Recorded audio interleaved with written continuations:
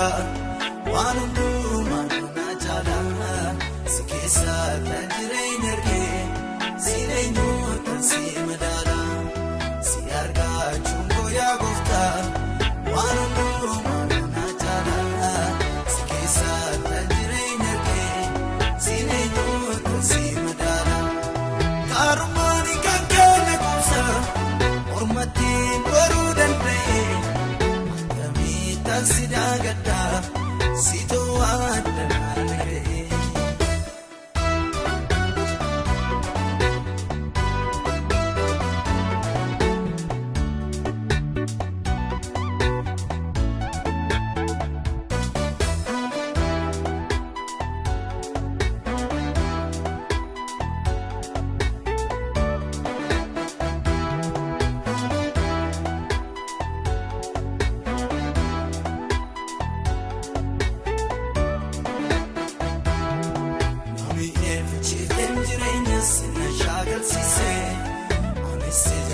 Dengara kosiratan gadise amma sammas dimesi ada silmalo lembulo gargara ko marara kina furake wallalo nami evchifte jirenya sinna shagal sise amisi jala dengara kosiratan gadise amma sammas dimesi ada silmalo lembulo gargara ko yerora kina furake wallalo si argachuun koo yaa gooftaa waan hundumaa na jaalala si keessa kan jireenya argee si eenyuutu si madaala si argachuun koo yaa gooftaa waan hundumaa na jaalala si keessa kan jireenya argee si eenyuutu si madaala karumaani kan kenna kumsa ormatiin boruu danda'e. Sida gada sito adda nagee.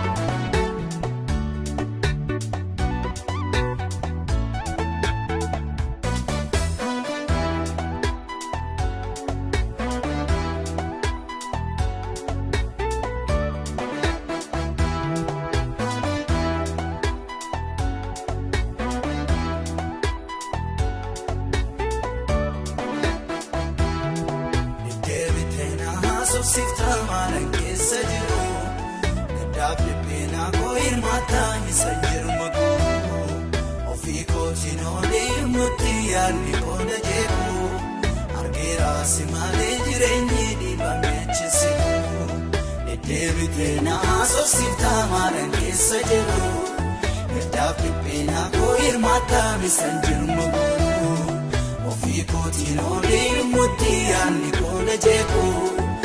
Gerasi male jireenyi dhiibame achisiku sakaan nufe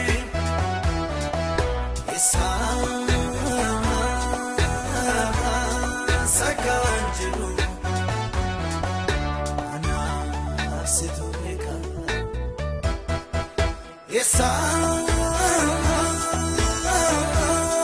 sakaan nufe.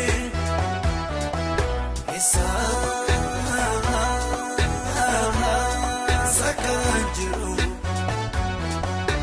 anaaf situ beeka